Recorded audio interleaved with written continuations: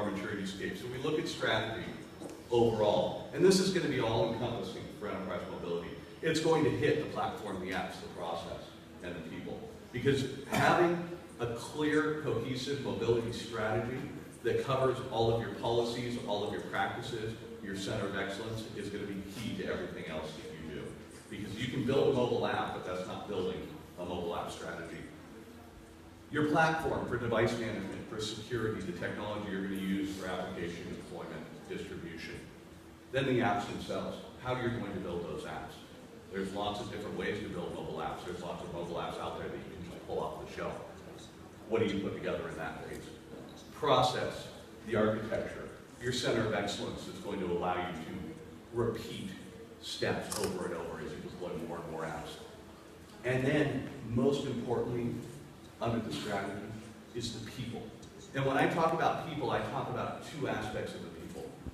People on the consumer side, those that are consuming your apps, driving that adoption, creating experiences that are going to have them want to use the applications, not feel like they're being forced by IT to use the applications, and then changing the culture of the people developing the apps.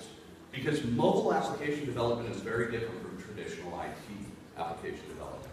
Many instances, IT applications, if you have a large organization, you may have an application that's been around for 10, 15, to 20 years. Back in my previous life, when I worked for Hewlett-Packard, I worked on an application that had literally been around for 25 years, and they had been trying to retire it for 18 of those 25 years. But it was still around, it was still being developed, there was still expertise that was implementing for it. And it had a release maybe every 6 to 12 months, just incremental. 6 to 12 month release isn't going to work on mobile. You're talking about releases possibly once a month, twice a month, 3 times a month in some cases. You might have an app that only lasts for 2 months because it's set up for a specific purpose. It's set up for some sort of marketing drive. It's set up for an event, something like that. And during that 1 month, you might have 6 or 7 releases that you put out there. So changing the culture of the people that are working on the application, getting them to understand how to work in this mobile space. So I want to dive a little deeper into each of these. And as I said, the strategy is the #1 thing that you have to look at. And so when I look at strategy, and when we talk about it at IDC, it's about creating an overall plan and implementation for mobility.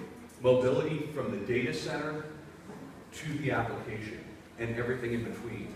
So a strategy around how you're going to support your mobile apps, how you're going to secure your mobile apps, how you're going to determine who develops mobile apps and who puts them out there.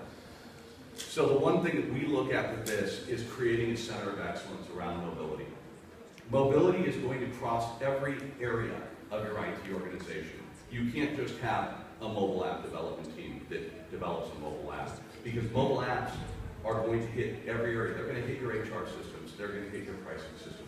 They're going to hit your implementation systems. They're going to hit your reference systems.